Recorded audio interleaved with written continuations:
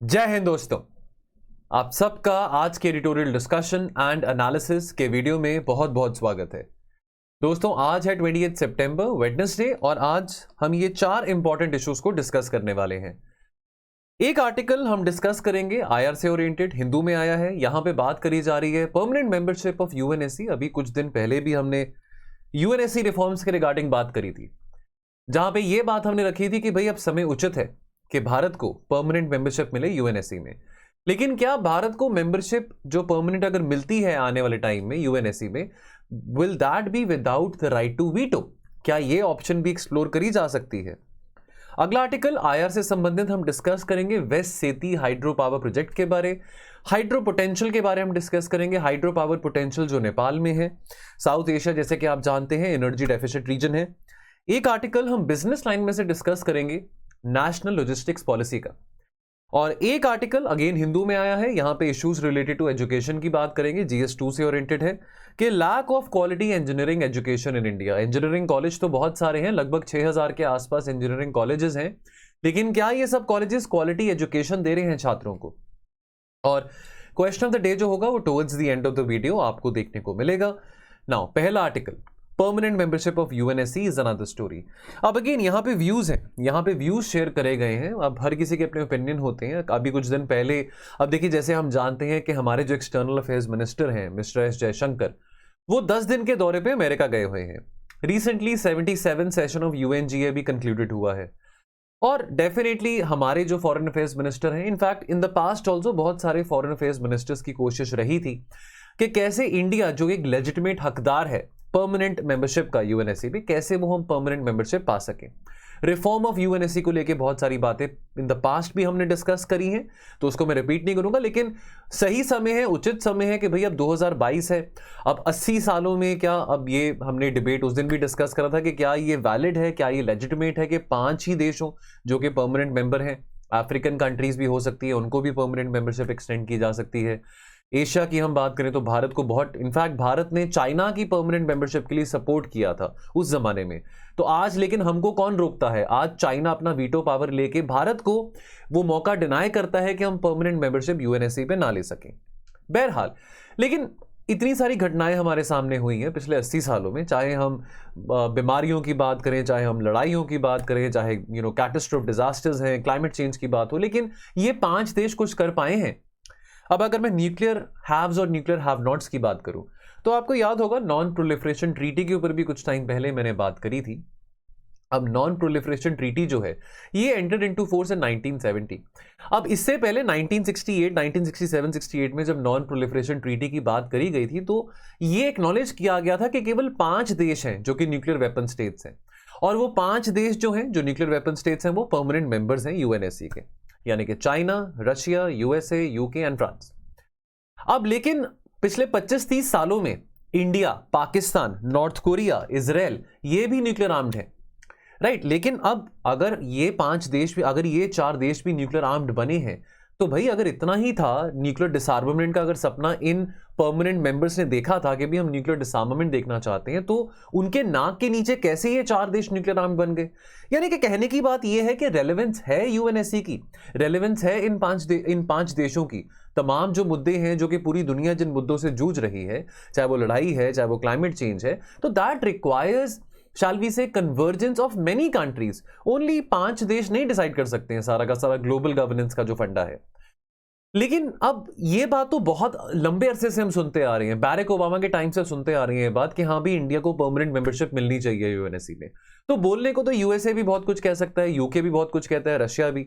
चलो हमको पता है कि चाइना है, चाइना की कोशिश होती है, चाइना चाहता है कि ये कोशिश इंडिया की नाकामयाब हो कि हमको परमानेंट मेंबरशिप ना मिले। But the fact of the matter is, ये 5 देश यूएनएससी के क्यों चाहेंगे कि भी यूएनएससी को एक्सपैंड किया जाए, और ये क्यों चाहेंगे कि भी एक्सपेंशन में अगर 10 देश और आ जाते हैं, चलो मान लो 5 देश हैं अभी, कल को 15 देश हो जाते हैं यूएनएससी में, तो वो ये 5 देश जो प्रेजेंट P5 हैं, वाई वुड दे वांट कि जो नए देश आए हैं उनके पास भी वीटो पावर हो? तो कहने को तो हर कोई कहता रहता है कि भी हाँ हम चाहते हैं कि ये देश हो, वो हो, ये हो, लेकिन इस सबको ना पिंच ऑफ सॉल्ट की तरह हमको लेना चाहिए, ज्यादा सीरियसली इसको नहीं हमको रीड करना चाहिए। अब जैसे हम कॉन्स्टिट्यूएंट असेंबली डिबेट्स के बारे में पढ़ते हैं, है ना, कॉन्स्टिट्यूएंट असेंबली डिबेट्स में जो हमारे फाउंडर्स ऑफ द कॉन्स्टिट्यूशन है, फादर्स ऑफ द कॉन्स्टिट्यूशन है, उनके बारे, उनके क्या व्यूज थे, क्या उनके ख्यालात थे, उनके बारे हम पढ़ते हैं हिस्ट्री में, पॉलिटी में। उसी तरह से यूएन फॉर्मेशन से पहले भी बहुत डिबेट्स हुई थी। अब हमारे जो चीफ इंडियन डेलीगेट थे उनका नाम क्या था? आर्कॉट रामास्वामी मुलद्दियर। तो ये उनके, आपकी ये जो फोटो है आपके सामने आप देख सकते हैं उनको, ये हमारे चीफ इंडियन डेलीगेट थे, सर आर्कॉट रामास्वामी मुलद्दियर। अब जब ये 50 देशों की डेलीगेशन ने जब यूएन के बारे बातचीत करनी शुरू करी कि क्या चार्टर बनाया जाएगा, क्या भविष्य होगा यूएन का, तो वहां पे राइट टू वीटो की भी बात आई। और ये राइट टू वीटो को लेके बहुत सारा कंट्रोवर्सी हुआ, बहुत सारा यहाँ पे डिबेट शुरू हुआ। अब ब्रिटिश रिप्रेजेंटेटिव जो था यूएन का, उसने ये बोला कि भैया देखो, या तो यूएन हो या फिर यूएन ना हो, और अगर यूएन है तो वीटो होना तो बहुत जरूरी है। तो ये जो 5 देश हैं जो परमानेंट मेंबर्स हैं, इनके पास वीटो पावर होना बहुत जरूरी है, अदरवाइज यूएन का कोई फायदा नहीं है। और हमारे जो चीफ इंडियन डेलीगेट थे उन्होंने क्या कहा था, अगर हम रामास्वामी मुलद्दियर की बात करें, that it was better to have an imperfect UN, कि कोई बात नहीं, यूएन बेशक इम्परफेक्ट हो, उसमें परफेक्शन हम नहीं चाह रहे हैं, लेकिन rather than having a perfect UN with the P5 countries having right to veto, से बेटर है कि हमारे पास imperfect UN। अब देखिए, कोई भी दूध का धुला नहीं है, nobody is a saint। अब ये जो अक्सर ये बात, ये जो डिबेट है वीटो के बारे, अक्सर ये बात सामने आती रहती है कि भाई अगर यूएन को, अगर यूएनएससी को अगर एक्सपैंड करना है तो क्या नए मेंबर्स को वीटो मिलनी चाहिए कि नहीं मिलनी चाहिए। अब अगर हम वीटो पावर के इस्तेमाल की हम बात करें तो रशिया ने सबसे ज्यादा अपनी वीटो पावर का इस्तेमाल करा है, 120 से भी ज्यादा टाइम्स। यानी कि जो बाकी 4 देश हैं उन्होंने इतना ज्यादा इस्तेमाल नहीं करा वीटो पावर का जितना रशिया ने करा है, ठीक है। लेकिन अगर हम वेस्टर्न कंट्रीज, यूएसए, यूके या फ्रांस की बात करें, उन्होंने भी वीटो का इस्तेमाल करा है काफी ऐसे क्रिटिकल इश्यूज को लेके। फॉर एग्जांपल, इजराइल को बचाने की बात जब आ जाती है, जब इजराइल पैलेस्टीन का झगड़ा था, ठीक है, इनफैक्ट यूएसए, यूके और फ्रांस, नो डाउट कि वो कहते हैं जी हम डेमोक्रेसी के लिए स्टैंड करते हैं, लिबर्टी के लिए स्टैंड करते हैं, लेकिन इन्होंने अपनी वीटो पावर को यूज किया ताकि कैसे साउथ अफ्रीका की अपार्थाइड रेजीम के ऊपर सैंक्शंस ना लगाए जा सके ना। अब हमको थोड़ी सोचने की बात यहां पे ये आती है, अभी रशिया यूक्रेन के युद्ध में अक्सर लोग इंडिया को क्रिटिसाइज करते हैं, खास करके वेस्टर्न मीडिया इस बात पे सवाल उठाता है कि इंडिया ने क्यों नहीं वो रेजोल्यूशन या वो सैंक्शंस अप्रूव करे जो कि अमेरिका ने पास करे थे। अब इतिहास गवाह है कि रशियंस ने हमारी बहुत बार मदद करी है। देखिए, कश्मीर का जो मुद्दा है बहुत बार पाकिस्तान ने यूएन पे उछाला है और रशिया ने हमारी बहुत सपोर्ट करी, रशिया ने हमको बहुत वहां पे संभाला है। मोस्ट इंपॉर्टेंटली रशिया ने इंडिया को हेल्प करा था, मिलिटरीली तो हेल्प किया था, लेकिन अगर हम यूएन की बात करें, यूएन में जो अनफेवरेबल रेजोल्यूशंस इंडिया के अगेंस्ट पास करी जा रही थी, जब 1971 में बांग्लादेश को आजाद किया गया था, लिबरेट किया गया था, तभी भी रशिया ने हमारी हेल्प करी थी। आने वाले समय में कश्मीर का मुद्दा फिर उठाया जाएगा। पाकिस्तान की आदत है हर वक्त यूएन सेशन में कश्मीर का मुद्दा उठाता ही उठाता है। आने वाले समय में हो भी सकता है, नहीं भी हो सकता है कि रशिया हमको सपोर्ट करे, हमको फेवर करे या ना करे, तो हो भी सकता है और नहीं भी हो सकता। और इस करके बहुत जरूरी है कि हम इससे पहले ही खुद एक परमानेंट मेंबर यूएनएससी पे बने। और जहां तक यूके या अमेरिका की बात है, तो ये हो भी सकता है और नहीं भी हो सकता कि वो पाकिस्तान को कंडेम करें या पाकिस्तान को ना कंडेम करें, यानी कि नेगेटिव वोट अगेंस्ट पाकिस्तान वो दे भी सकते हैं, नहीं भी दे सकते हैं। तो अगेन हमको सोचने की बात है कि अब कि भाई हम क्या अभी उचित समय है कि हम यूएनएससी के प्लेटफॉर्म पे एक परमानेंट मेंबर बने, क्योंकि हमारे नेशनल इंटरेस्ट अदरवाइज कॉम्प्रोमाइज होते रहेंगे जस्ट बिकॉज के 4 देशों के पास, 5 देशों के पास वीटो पावर है। अब यहां पे G4 की बात आती है, तो आपको ये बात याद रहे G4 कौन है। अगर आपसे कोई पूछे तो इंडिया, जापान, ब्राजील और जर्मनी, ये G4 कंट्रीज हैं, यानी कि ये 4 वो कंट्रीज हैं, ये कैंडिडेट्स कह लीजिए, ये हकदार कह लीजिए, जो चाहते हैं कि भी यूएनएससी रिफॉर्म की जब बात हो तो हमारा नाम आए और हमको परमानेंट मेंबरशिप मिले यूएनएससी में। अब अफ्रीका और लैटिन अमेरिका बहुत है ही नहीं, रिप्रेजेंटेशन है ही नहीं अफ्रीका और लैटिन अमेरिका की। अब लेकिन फिर ये सवाल आता है कि अगर अफ्रीका में से 2 परमानेंट सीट्स देनी है यूएनएससी में रिप्रेजेंट करने के लिए, तो वो किसको दें? साउथ अफ्रीका को दे, नाइजीरिया को दे, कीनिया को दे, किसको दे? ठीक है, अफ्रीकन ने भी इस बात को डिसाइड करना है। लेकिन डेफिनेटली एशिया में से इंडिया और जापान 2 कैंडिडेट्स बनते हैं जिनको अब डिजर्विंग भी हैं, जिनको परमानेंट मेंबरशिप मिलनी चाहिए। लेकिन हमको यह पता है कि चाइना नहीं सपोर्ट करेगा, चाहे वो भारत के लिए हो, चाहे वो जापान के लिए हो, परमानेंट मेंबरशिप के लिए चाइना नहीं सपोर्ट करेगा, ऑब्स्टिकल डालेगा ना। अब ये एक डिबेट नहीं शुरू हुई है हमारे सामने कि क्या जो एस्पायरिंग कंट्रीज हैं जो परमानेंट मेंबरशिप चाहती हैं, क्या वो परमानेंट मेंबरशिप एक्सेप्ट करें without the right of veto. अब देखिए, जो P5 कंट्रीज हैं उनको तो बहुत खुशी होगी, वो कहेंगे कि हाँ कोई बात नहीं, हम आप 15 परमानेंट मेंबर्स यहां पे यूएनएससी पे लेके आ जाओ, लेकिन जो 15 नए मेंबर्स आए हैं उनको राइट टू वीटो नहीं मिलेगा।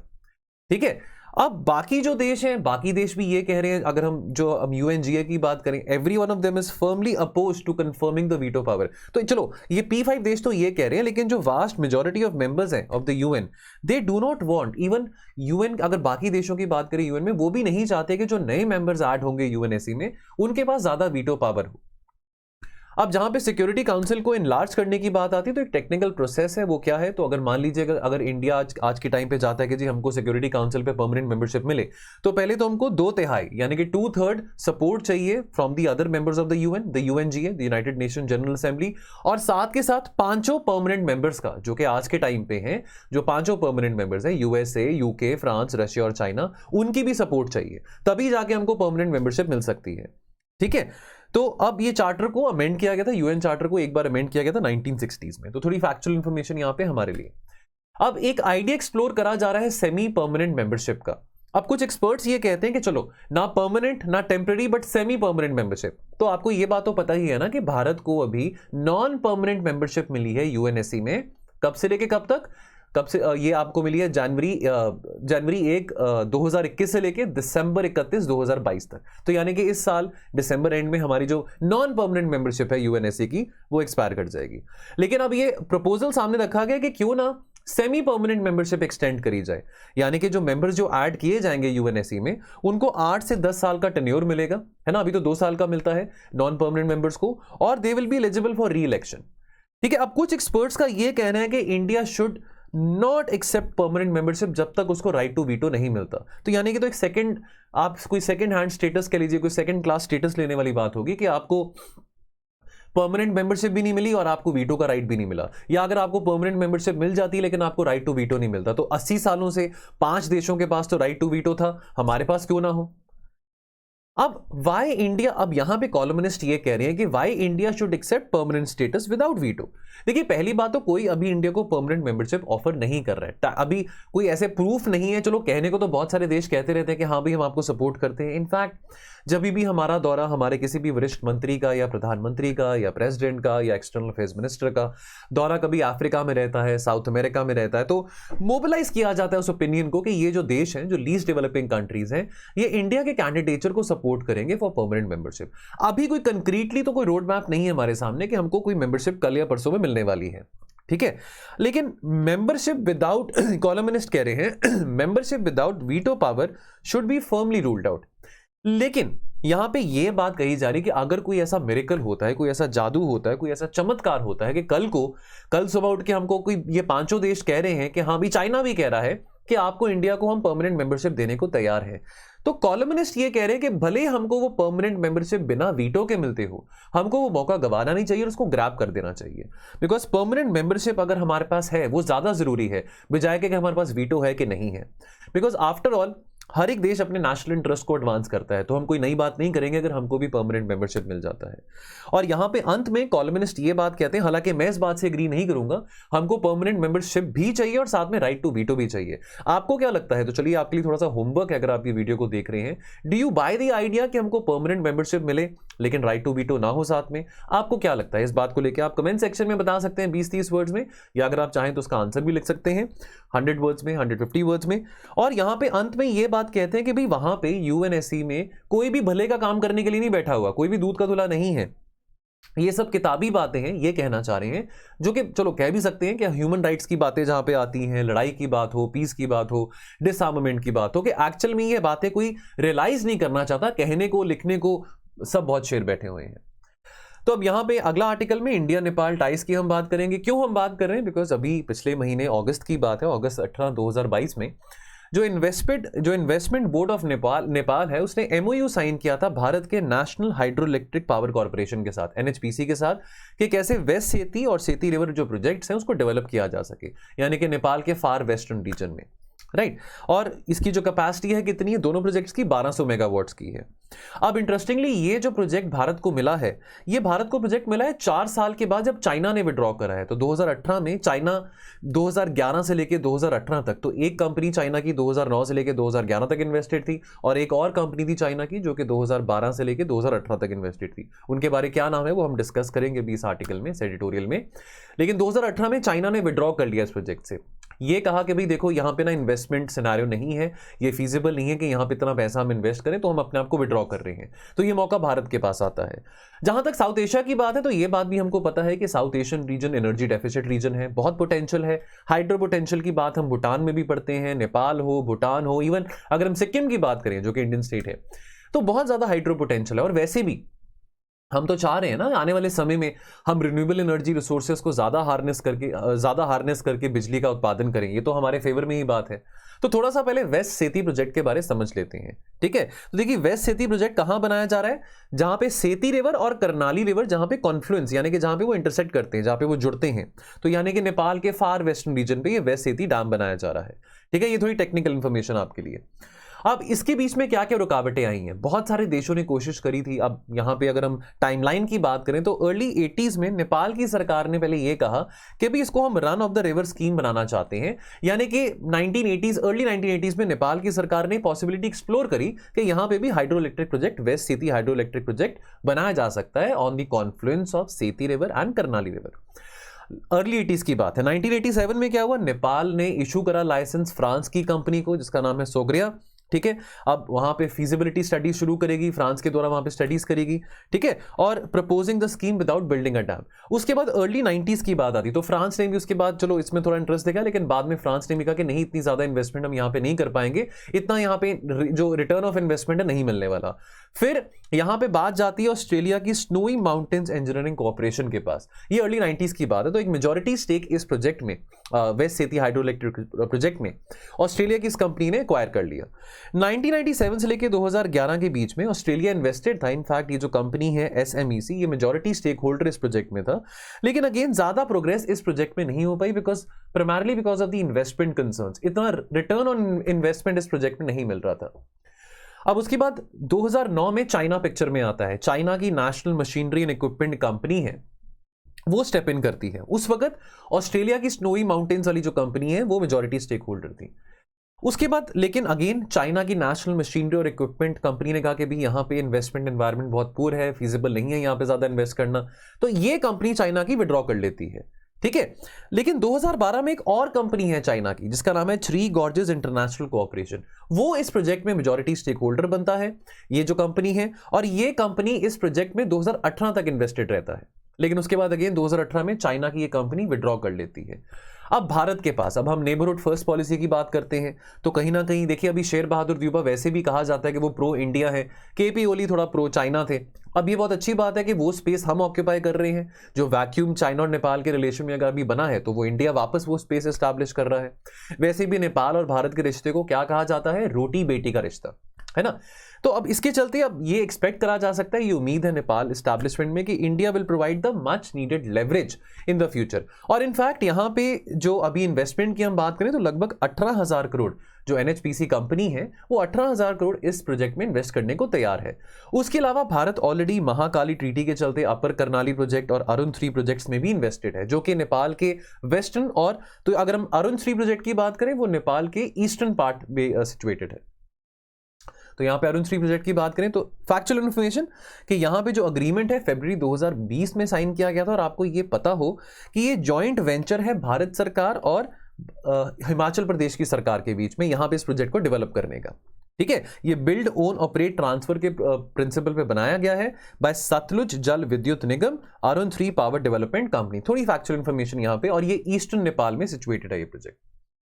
अब सिग्निफिकेंस की बात करें, इस आर्टिकल में जो मेन बात है समझने वाली कि इस प्रोजेक्ट का सिग्निफिकेंस क्या होगा।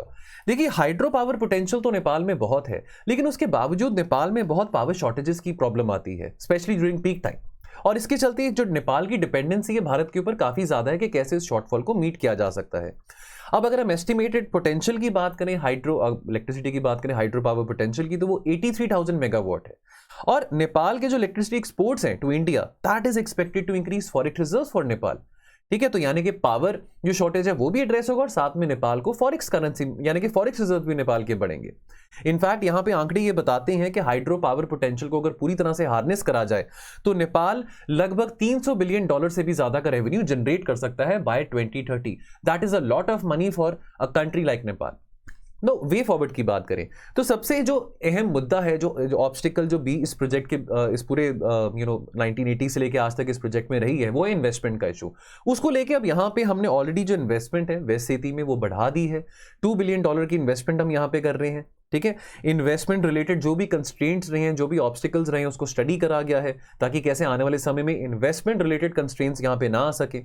उसके बाद नेपाल को चिंता है इलेक्ट्रिसिटी रेट्स और सप्लाई फ्रॉम इंडिया कि भाई वो इतना सफिशिएंट नहीं होगा, बिकॉज यहाँ पे नेपाल में जो डिमांड है बिजली की वो काफी ज्यादा है। तो भाई कितने दाम पे बिजली हमको मिलेगी, यानी कि नेपाल को मिलेगी, और कितनी सप्लाई हमको मिलेगी, इस बात को लेकर कंसर्न है। अब इस कंसर्न को भी एड्रेस करने के लिए एक नया MOU यानी कि मेमोरेंडम ऑफ अंडरस्टैंडिंग साइन करा गया है, जहां पे ये कहा गया है कि भी जो परसेंटेज शेयर ऑफ एनर्जी है जो कि नेपाल को फ्री ऑफ कॉस्ट में मिलेगा इस प्रोजेक्ट की जनरेशन के बाद, वेस्ट सेती हाइड्रो इलेक्ट्रिक प्रोजेक्ट की जनरेशन के बाद, तो अगर पहले 10% बिजली आपको फ्री ऑफ कॉस्ट में दे रहे थे, तो अब अराउंड अबाउट 22% जो बिजली होगी नेपाल को फ्री ऑफ कॉस्ट मिलेगी इस प्रोजेक्ट को हार्नेस करने से। अब डोमेस्टिक डिमांड की जहां पे बात आती है तो नेपाल का ये कहना है कि भी चलो यहाँ पे बिजली बन रही है, तो भाई ये भी तो बात समझनी जरूरी है ना कि सारी की सारी बिजली हम एक्सपोर्ट तो नहीं कर देंगे भारत को, हमको भी बिजली चाहिए, ठीक है। तो यहाँ पे अगेन एक MOU साइन करा गया है। अब ये MOU अलाउ करता है नेपाल को कि भी वो NHPC को रिक्वेस्ट कर सकता है कि पावर जो जनरेट होगी, चाहे वो अरुण 3 प्रोजेक्ट की बात करें, चाहे वो वेस्ट सेती प्रोजेक्ट की बात करें, वो पहले डोमेस्टिक मार्केट को पहले सेल करी जाएगी, बाद में वो एक्सपोर्ट करी जाएगी, यानी कि वो बाद में इंडिया को एक्सपोर्ट करी जाएगी। एक और बड़ा अच्छा सजेशन यहां पे दिया गया है, मैं ये आपको बात शुरुआत में भी बोली थी कि South Asian region energy deficit region है। अब यहां पे हम एक सब रीजनल ग्रुपिंग की बात करें, BBIN, यानी कि बांग्लादेश, भूटान, इंडिया और नेपाल, तो क्रॉस बॉर्डर एनर्जी कोऑपरेशन बढ़ाने का एक बहुत अच्छा मौका है हमारे पास। बिकॉज अगर हम इस कंबाइंड हाइड्रो पावर पोटेंशियल को, चाहे वो नेपाल में है, चाहे वो भूटान में है, चाहे वो नॉर्थ ईस्ट में है, अगर उसको हम हार्नेस कर सकें, उसको हम लेवरेज कर सकें, तो बहुत efficient cross border energy market बन सकती है इस रीजन में। सब रीजन की हम बात करते हैं, बांग्लादेश, भूटान, इंडिया और नेपाल की। चलिए अगला आर्टिकल हम बात करेंगे national logistics policy that can help India achieving it's economic growth vision. अब आपको याद होगा पिछले साल प्रधानमंत्री गति शक्ति योजना लॉन्च करी गई थी। गति शक्ति के चलते क्वेश्चन भी आया इस बारी UPSC के मेंस में GS3 में। तो यहाँ पे on the lines of that एक नेशनल लॉजिस्टिक पॉलिसी प्रधानमंत्री जी ने लॉन्च करी है। बहुत ट्रांसफॉर्मेटिव इनिशिएटिव है, जिसके चलते लॉजिस्टिक कॉस्ट यानी कि ट्रांजैक्शन कॉस्ट जो है वो सिग्निफिकेंटली रिड्यूस हो सकते हैं। बहुत जरूरी बात है, हमने इन्वेस्टमेंट अट्रैक्ट करना है, हमने ज्यादा विदेशी धन अट्रैक्ट करना है, ठीक है, हमने ईज ऑफ डूइंग बिजनेस में अच्छा परफॉर्म करना है, ठीक है, इन्वेस्टर सेंटिमेंट को बढ़ाना है। तो कनेक्टिविटी बहुत इंपॉर्टेंट रोल प्ले करती है। बिकॉज देखिए हम ये सड़कें की बात करें, सड़कें, रेल्स, पोर्ट्स, इसको life lines of the economy कहा जाता है। तो कनेक्टिविटी अच्छी होगी, डेफिनेटली इन्वेस्टमेंट भी आएगा, ट्रेड बढ़ेगा, goods and services they can freely flow across the borders, within the borders as well. तो बहुत जरूरी बात है कि लॉजिस्टिक कॉस्ट के चैलेंज को हम एड्रेस कर सकें, खास करके आने वाले 25 सालों में, जब हम अपना 100th एनिवर्सरी बनाएंगे अपने इंडिपेंडेंस डे की, टुवर्ड्स 2047। अब ये जो नेशनल लॉजिस्टिक पॉलिसी है ये फोकस करेगा across different logistic models. Primarily जो 4 हमारे जो मॉडल्स होते हैं, जो 4 हमारे रूट्स होते हैं, via roads, rail, ports and airports. अब सिग्निफिकेंस की बात करें तो यहाँ पे देखिए, अगर आपसे पूछा जाता है सिग्निफिकेंस ऑफ लॉजिस्टिक्स क्या है हमारी इकोनॉमी के लिए, तो आपने ये बात जरूर कहनी है कि लॉजिस्टिक्स जो है ना वो रीढ़ की हड्डी की तरह, यानी कि बैकबोन ऑफ द इकोनॉमी है, और लगभग 14% of the countries GDP is comprised because of the logistics. और इसका जो प्रभाव है वो इंडस्ट्रीज के ऊपर, एग्रीकल्चर, मैन्युफैक्चरिंग, सर्विसेज सेक्टर के ऊपर, सबके ऊपर है। और ये एम्प्लॉयमेंट देता है। लॉजिस्टिक सेक्टर जो है, ट्रांसपोर्टेशन सेक्टर की बात करें, एम्प्लॉयमेंट प्रोवाइड की जाती है लगभग 2 करोड़ लोगों को, ठीक है। Everyone across the country and the world felt the magnitude of the impact of this sector, खास करके महामारी के टाइम पे। लेकिन यह बात भी समझना जरूरी है कि हाईली अनऑर्गेनाइज सेक्टर है। अब सिग्निफिकेंस ऑफ लॉजिस्टिक्स को आगे हम कंटिन्यू करें तो पिछले साल प्रधानमंत्री गति शक्ति योजना ये स्कीम लॉन्च करी गई थी। तो उम्मीद क्या थी, विजन क्या थी कि भी सीमलेस मल्टी मोडल कनेक्टिविटी, यानी कि कनेक्टिविटी को एनहांस किया जाएगा, चाहे वो सड़क के थ्रू है, चाहे वो रेल के थ्रू है, चाहे वो सी के जरिए है यानी कि पोर्ट्स की बात करें, चाहे वो हवा के जरिए यानी कि एयरपोर्ट्स की हम बात करें। और अभी ना जो लॉजिस्टिक कॉस्ट है, अगर हम बात करें कि कितना हम पैसा वेस्ट करते हैं, कितना हम इनएफिशिएंसी की बात करें, तो लॉजिस्टिक कॉस्ट जो है हमको 14% ऑफ GDP बढ़ जाती है। यानी कि पुअर लॉजिस्टिक्स के कारण हम इतना पैसा वेस्ट कर रहे हैं, ठीक है। विज़ावी अगर हम बात करें, अगर हम जर्मनी की, अमेरिका की, तो वहां पे भी वेस्टेज है, वहां पे भी लीकेजेस हैं, लेकिन जो इंपैक्ट है वो काफी कम है एज कंपेयर टू इंडिया। अब अगर हम लॉजिस्टिक कॉस्ट को कट डाउन करेंगे तो डेफिनेटली उससे वो जो कॉस्ट ऑफ द प्रोडक्ट है वो कंज्यूमर को भी सस्ते में होगा। ऑलरेडी आज के टाइम पे इतनी महंगाई है, वी वुडंट वांट कि लॉजिस्टिक कॉस्ट्स हाई होने के कारण प्रोडक्ट और महंगा हो कंज्यूमर के लिए। और इसके चलते अगर हम लॉजिस्टिक कॉस्ट को कट डाउन करते हैं उससे हमारा एक्सपोर्ट भी बढ़ सकता है और ज़्यादा इन्वेस्टमेंट को हम मोबिलाइज कर सकते हैं अपने टूवर्ड्स। यहाँ पे अंत में एक बहुत इंपॉर्टेंट बात कही गई है, वो ये है कि जो इंपॉर्टेंट जो चोक पॉइंट्स हैं, खास करके हम देखिए, अब हम एक्ट ईस्ट पॉलिसी की बात करते हैं ना, लेकिन उसके लिए एक्ट ईस्ट के लिए हमको नॉर्थ ईस्ट में कनेक्टिविटी बिल्ड करना बहुत जरूरी है, बिकॉज हमारा सपना क्या है कि north east should act as a bridge towards the south east Asian region. तो जो भी ऐसे चोक पॉइंट्स हैं खास करके नॉर्थ ईस्टर्न रीजन में, कैसे वहां पे कनेक्टिविटी इंहांस करी जा सकती है, चाहे वो थ्रू रोड है, थ्रू रेल है, थ्रू पोर्ट्स है, या चाहे वो थ्रू एयरपोर्ट्स है, तो उस बात का भी यहाँ पे खास ख्याल रखा गया और खास एम्फेसिस रखा गया है। और अंत में यही बात कही गई है कि हमारी जो कंट्री है that is headed in the right direction with the implementation of this national logistics policy. अंत में हम बात करेंगे lack of quality engineering education. तो हुआ क्या, अभी रिसेंटली ना मिनिस्ट्री ऑफ एजुकेशन ने रिपोर्ट्स रिलीज करी हैं based on the national institutional ranking framework. अब इसमें लगभग 1249 कॉलेजेस यूनिवर्सिटीज ने अप्लाई किया था इस फ्रेमवर्क के चलते, और एनालिसिस किया गया था, यानी कि इन 1249 में से 200 ऐसे कॉलेजेस थे, 200 ऐसे इंस्टीट्यूशन थे टेक्नोलॉजी और इंजीनियरिंग के जिनकी रैंकिंग आई है। अब जो बेस्ट इंस्टीट्यूट है इस कैटेगरी में, यानी कि जो बिल्कुल टॉप पे आया है, उसको स्कोर मिला 90%, और जिसकी रैंक 200 आई है उसको स्कोर कितना मिला 33.7%। तो ये बात फिर चिंता की है कि जब अगर जो नंबर, यानी कि जो कि 200 नंबर पे इंस्टीट्यूशन है उसको 33% मिला है, तो सोचिए जो 1000 नंबर पे होगा, या सोचिए बहुत सारे ऐसे कॉलेजेस होंगे जिन्होंने अप्लाई ही नहीं करा। लगभग 4500 इंस्टीट्यूशन ऐसे हैं जिन्होंने इस रैंकिंग के लिए अप्लाई ही नहीं किया था। तो ऐसी कौन सी बात है जो कि उनको रोक रही थी कि वो रैंकिंग के लिए अप्लाई ना करें? क्या उनके पास कोई इनएडिक्वेट इंफ्रास्ट्रक्चर की प्रॉब्लम है? क्या उनके पास ट्रेन टीचर्स नहीं है, कॉम्पिटेंट स्टाफ नहीं है? क्या प्रॉब्लम है? आइए इसको जानते हैं। क्या आप इस बात को जानते हैं, लगभग हर साल 11 से 12 लाख बच्चे हैं जो कि जेईई के पेपर के लिए अपीयर होते हैं, लेकिन जो टॉप रैंकिंग इंस्टीट्यूशंस हैं उनके पास कितनी कैपेसिटी है? वो 11-12 लाख बच्चों को नहीं अकोमोडेट कर सकते हैं, 30,000 बच्चों को ही अकोमोडेट कर सकते हैं। चलो ये बात भी सामने आती है कि अगर आपका, चलो यूपीएससी में प्रोबेबिलिटी मैं बार बार कहता हूं कि 0.0001% है आपका यूपीएससी एग्जाम क्रैक होने का, लेकिन आईआईटी में जाने का फिर भी आपका जो चांस है वो 0.9% बन जाता है, स्लाइटली लेस देन 1%। तो यानी कि 0.9% आपका प्रोबेबिलिटी है कि आपको टॉप 10 इंस्टीट्यूशन में आपको सीट मिल जाएगी। ठीक है, हर किसी को आईआईटी में नहीं मिलता, तो जो आईआईटीज भी हैं वो इतने सारे बच्चों को केटर नहीं कर सकते हैं। तो जो मेन बात समझने वाली ये है कि जो क्वालिटी एजुकेशन हमको जो आईआईटीज में मिलती है, तो वो क्वालिटी एजुकेशन कितने लोग उस बात को लेके फॉर्चुनेट हो सकते हैं? लगभग 25 से 30,000 बच्चे। बाकी सारे बाकी कॉलेजेस में जाते हैं, बाकी यूनिवर्सिटीज में जाते हैं जो कि इतने वेल रिकॉग्नाइज्ड या वेल एस्टैब्लिश नहीं होते हैं। ठीक है, अब बात आती है प्लेसमेंट के टाइम की। अब प्लेसमेंट के टाइम पे हमको हर कोई अब खास करके आपके, हो सकता है आपके पेरेंट्स बोले, आपके रिश्तेदार बोले कि देखो उसका गूगल में पैकेज लगा है 1 CR का, या उसका अमेजोन में पैकेज लगा है 80 लाख का, है ना। अब बहुत बड़े बड़े पैकेजेस आजकल बच्चों को मिल रहे हैं, लेकिन क्या सभी को इतने पैकेजेस मिल रहे हैं? क्या सभी को 1 करोड़ का या 80 लाख का पैकेज मिल रहा है? अब ये बातें कह के एडवर्टाइजमेंट्स, यानी कि न्यूज़पेपर्स में भी, हिंदू में, इंडियन एक्सप्रेस में बड़े बड़े एडवर्टाइजमेंट्स आती हैं कॉलेजेस की कि देखो जी हमारे यहाँ पे बच्चों को 1 करोड़ की प्लेसमेंट मिली है, गूगल, अमेजॉन, इस तरह की कंपनीज आके उनको लेके जा रही हैं, कॉलकॉम जैसी कंपनी आई है बच्चों को लेके गई है। हर किसी को नहीं मिलता, ठीक है, और ये बात भी समझनी जरूरी है। चलो मान लीजिए कि आज आपको पैकेज मिलता है, आपकी प्लेसमेंट हुई है, लेट्स से साल का आपको 5 लाख का पैकेज मिलता है, लेकिन साल का 5 लाख का पैकेज अगर हम ये भी मान के चलें कि जो डॉलर 80 रुपए का आज के टाइम पे, उसको डॉलर में कन्वर्ट करें तो कितना बनता है? 6,000 या $6,200। तो आप ये भी तो देखिए ना कि इक्विवेलेंट कितना है, $6,000 के। तो यानी कि महीने का आपका कितना हुआ? $500। तो $500 अगर आप यूएस में बैठे तो $500 में तो आप गुजारा नहीं कर सकते हैं।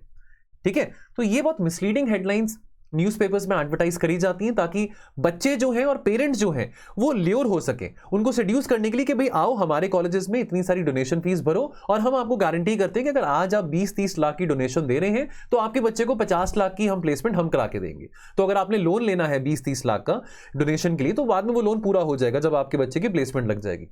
और आपको इन हैंड 50 लाख नहीं आने वाले हैं, वो भी कट आके, उसमें भी बहुत सारे इश्यूज होते हैं। अब देखिए, अब ये अगेन वही बात आती है कि चलो अगर 30,000 बच्चे आईआईटीज में पढ़ भी रहे हैं, ये बात हम समझे कि ऐसे 100 ही बच्चे होंगे जिनका बहुत ऐसे मैसिव पैकेज मिलता होगा। पेरेंट्स का तो सपना होता है कि हमारे बच्चों को 1 करोड़ की प्लेसमेंट ऑफर मिले। देखिए पैसे, चाहे आपका 25 लाख का आपका पैकेज है, चाहे आपका 1 करोड़ का है, आप पैसे ज्यादा होने से आपको देखिए इस बात की तो गारंटी नहीं कि आप खुश होंगे कि नहीं होंगे। हाँ, ये जरूर है कि पेरेंट्स अपनी तरफ से पेरेंट्स कोई देखिए, पेरेंट्स बहुत हार्ड वर्क करते हैं, पेरेंट्स कोई कसर नहीं पूरी छोड़ते हैं कि उनके बच्चे चाहे वो IAS बने, चाहे वो CA बने, चाहे वो IITs में जाए, तो पेरेंट्स हर चीज वो प्रोवाइड करते हैं जितना वो कर सकते हैं। और अगर उनकी इतनी एक्सपेक्टेशन है कि भी हमारा बच्चा जिंदगी में खुश हो, अच्छा कमाए, तो वो कोई गलत बात नहीं है। लेकिन पेरेंट्स की एक्सपेक्टेशन के चलते हमारे ऊपर, बच्चों के ऊपर बहुत प्रेशर बन जाता है, बहुत स्ट्रेस आ जाता है, एंग्जाइटी आ जाती है, इवन सुसाइडल टेंडेंसीज भी आ जाती हैं। तो चलो हम कोटा फैक्ट्री की यहाँ पे बात कर रहे हैं। अब आज के टाइम पे देखिए, अब ये जो प्रिपरेशन है क्लास 9 से शुरू हो जाती है। इनफैक्ट अगर मैं अपने टाइम की बात करूं, तो अगर मैं आज से 17-18 साल पुरानी बात करूं, तो जब हम 11वीं-12वीं में थे, तो उस वक्त ये कहा जाता था कि भाई जो बंदा मेडिकल या नॉन मेडिकल ले रहा है ना, वही अच्छा है, आर्ट्स और कॉमर्स तो कोई लेता नहीं है, आर्ट्स और कॉमर्स में तो नालायक लोग ही जाते हैं, ऐसा माना जाता था। लेकिन अभी हम UPSC की तैयारी कर रहे हैं तो ह्यूमैनिटीज ही काम आ रही है हमको, हमारा मेड नॉन मेड नहीं काम आ रहा। लेकिन बहरहाल आज के टाइम पे क्लास 9 से ही बच्चों के ऊपर प्रेशर डाल दिया जाता है।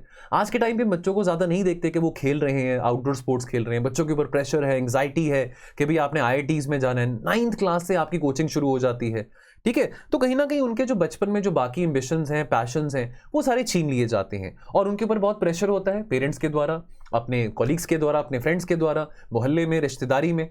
अब यहाँ पे कुछ आंकड़े हमारे सामने आते हैं जो कि ये बताते हैं कि क्वालिटी एजुकेशन हमारे यहाँ पे नहीं है। इनफैक्ट हमारे यहाँ पे इतने इंजीनियरिंग कॉलेजेस हैं जो कि 24 लाख बच्चों को अकोमोडेट कर सकते हैं, यानी कि double the capacity of the students जो कि JEE का फॉर्म भरते हैं। यानी कि 12 लाख बच्चे अगर फॉर्म भरते हैं, लेकिन अकोमोडेशन 24 लाख बच्चों के लिए है, तो ऐसा तो कहना गलत होगा कि हमारे यहाँ पे कॉलेजेस नहीं है या कॉलेजेस में सीट्स नहीं है। ये बात तो सही नहीं है। लेकिन हमारे यहाँ पे प्रॉब्लम क्या है? प्रॉब्लम ये है कि इंस्टीट्यूशंस तो हैं लेकिन क्वालिटी एजुकेशन नहीं प्रोवाइड कर पा रहे हैं और बहुत महंगी फीस ले रहे हैं, लेकिन वैल्यू फॉर मनी डिलीवर नहीं कर पा रहे हैं वो कॉलेजेस। तो कंक्लूजन में क्या बात आती है?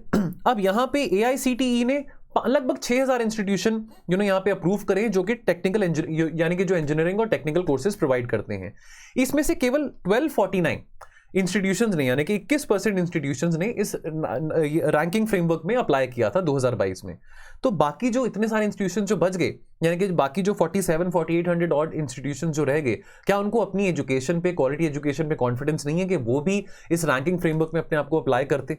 तो प्रॉबेबली यहाँ पे मैसेज ये आता है कि हमको ज्यादा इंस्टीट्यूशंस की जरूरत नहीं है, ऑलरेडी बहुत इंस्टीट्यूशंस हैं हमारे पास। What we are lacking is quality of technical higher education. वो क्वालिटी को बढ़ाने की यहाँ पे आवश्यकता है। तो दोस्तों जाने से पहले क्वेश्चन ऑफ द डे क्या बनता है? Challenge for India lies in not only ensuring universal access to education but also quality education in engineering. तो कमेंट करिए 150 वर्ड्स में, और ये आपने कहां पे आंसर करना है। सो दोस्तों हमारा एक टेलीग्राम ग्रुप है, editorials with means answer writing. आप अपने आंसर को हमारे इस टेलीग्राम ग्रुप में पोस्ट कर सकते हैं। यहाँ पे ये लिंक है। अब आप वीडियो देख रहे हैं तो डिस्क्रिप्शन बॉक्स में जाएंगे तो वहां पे आपको ये लिंक दिखाई देगा।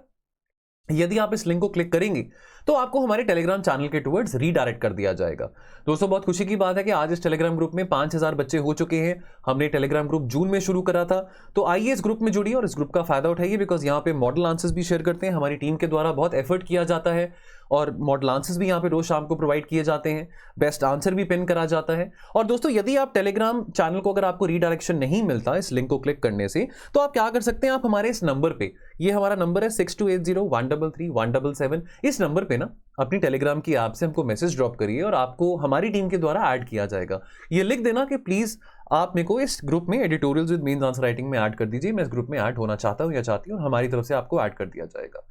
बाकी दोस्तों जाने से पहले बेस्ट आंसर की बात करूं तो अनु का बेस्ट आंसर है। अनु हमारे रेगुलर व्यूअर है, काफी लंबे अरसे से स्टीपी क्लासेस के साथ जुड़े हुए हैं, सो वेरी वेल डन अनु। काफी ओपिनियनेटेड क्वेश्चन था जहां पे आपसे ये पूछा गया था कि डेथ पर क्या समय अब आ चुका है कि डेथ पेनल्टी को अबॉलिश करा जाए कि ना करा जाए, और आपके क्या व्यूज हैं यहाँ पे। तो बहुत अच्छे तरीके से उन्होंने यहाँ पे आंसर करा है। इंट्रोडक्शन में इन्होंने यहाँ पे 2-3 जजमेंट्स की बात करी है, तो चाहे वो हम बच्चन सिंह जजमेंट की बात करें, मच्छी सिंह जजमेंट की बात करें, तो अच्छा रहता है कि अगर हम उन जजमेंट्स को कोट कर सके, खास करके जहां पे डेथ पेनल्टी से रिलेटेड जजमेंट जो कि बात करी गई थी। और यहां पे उन्होंने व्यूज दिए हैं, आर्ग्यूमेंट्स अगेंस्ट क्या है, आर्ग्यूमेंट्स इन फेवर क्या है, कि डेथ पेनल्टी क्यों नहीं होनी चाहिए, डेथ पेनल्टी क्यों होनी चाहिए, राइट। और इसमें बहुत एक इफेक्टिव वे फॉरवर्ड भी इन्होंने एड्रेस करा है कि भाई कैसे इसको अगर हमने अबॉलिश करना तो किस तरीके से किया जा सकता है, कि कॉलोनियल लेगेसी है। अगर हम डेथ पेनल्टी की बात करें, बहुत सारी कंट्रीज हैं, बहुत सारी डेमोक्रेटिक कंट्रीज हैं जो कि इस दिशा में मूव कर रही हैं कि जहां पे कैपिटल पनिशमेंट या डेथ पेनल्टी नहीं दी जा रही है। तो इस आंसर को आप रीड कर सकते हैं, टेलीग्राम ग्रुप में पिन कर दिया जाएगा। And before I leave, last but not the least, advertisements. So दोस्तों, ये एडवर्टाइजमेंट्स शेयर करने का यही पर्पस है ताकि आप हमारे कोर्सेज के बारे, हमारे पेड कोर्सेज के बारे, आप इसके बारे में इंफॉर्मेशन ले सकें। हमारे ऑलरेडी बहुत सारे फ्री इनिशिएटिव्स हैं जो कि हम यूट्यूब पे रन करते हैं, बट अगर आपको स्पेसिफिक कोर्सेज चाहिए, स्पेसिफिक गाइडेंस चाहिए, तो दोस्तों आप हमारे इन कोर्सेज में जुड़ सकते हैं, इंडिविजुअल कोर्सेज का पार्ट बन सकते हैं। यानी कि अब मान लीजिए कि मेरे को लगता है कि पूरी जीएस में अपने आप कर सकता हूँ, लेकिन मुझे लगता है कि मेरा एनवायरमेंट बहुत वीक है, या मेरे को साइंस एंड टेक बहुत वीक लगता है, या एथिक्स में मेरे को नहीं पता कि क्या करना है क्या नहीं कर रहा। जो भी सब्जेक्ट हो, चाहे वो आईआर हो, चाहे वो एथिक्स हो, चाहे वो सिक्योरिटी है, चाहे वो आपका साइंस एंड टेक है, history, polity, economy, geography, social issues, कोई भी एक सब्जेक्ट जो आपको अपना कमजोर लगता है, उस सब्जेक्ट का बंडल बाय कर सकते हैं, जहां पे आपको कॉम्प्रिहेंसिव कंटेंट मिलेगा और कंटेंट के साथ साथ आपको उस सब्जेक्ट से पर्टिनेंट रेलेवेंट करंट अफेयर्स भी मिलेंगे साल भर के। तो आप ये प्रीलिम्स कोड, ये प्रीलिम्स 2023 कूपन कोड है जो कि आप यूटिलाइज कर सकते हैं। इस पे 33% ऑफ आपको मिलेगा जो भी प्राइस है, ठीक है। सो फॉर एग्जांपल, अगर साइंस एंड टेक्नोलॉजी का कोर्स 5499 का है, आप इस कोड को इस्तेमाल करेंगे तो आपको 5499 पे 33% ऑफ मिलेगा। और बाकी दोस्तों, जाने से पहले हमारी प्रीलिम्स की टेस्ट सीरीज, तो यदि आप अगले साल अपना एग्जाम दे रहे हैं तो दोस्तों बहुत सही समय है कि आप अपनी प्रीलिम्स की प्रैक्टिस भी करते रहें। और देखिए, तो only way to overcome your fear is by practicing more question. तो एक्शन लेना बहुत जरूरी है। तो ऐसे 30 टेस्ट हमारे इस कोर्स में रन करे जाएंगे, 30 ऑनलाइन टेस्ट होंगे। तो दोस्तों आप इस कोर्स में भी जुड़ सकते हैं, और इन्फॉर्मेशन लेने के लिए आप हमारे टोल फ्री नंबर पे कॉल करिए 1800-890-3043, और हमारी टीम के द्वारा आपको पूरी असिस्टेंस मिलेगी। सो दोस्तों, मैं आपसे इजाजत लेता हूं और मिलूंगा आपको कल और एनालिसिस के साथ। उम्मीद करता हूं कि आज के जो टॉपिक्स आपको समझ आए होंगे और आपको कुछ समझ आया होगा और आपके फायदे में रहा होगा। बाकी दोस्तों, आप अपना ध्यान रखिए और हम मिलेंगे कल। Thank you so much. जय हिंद।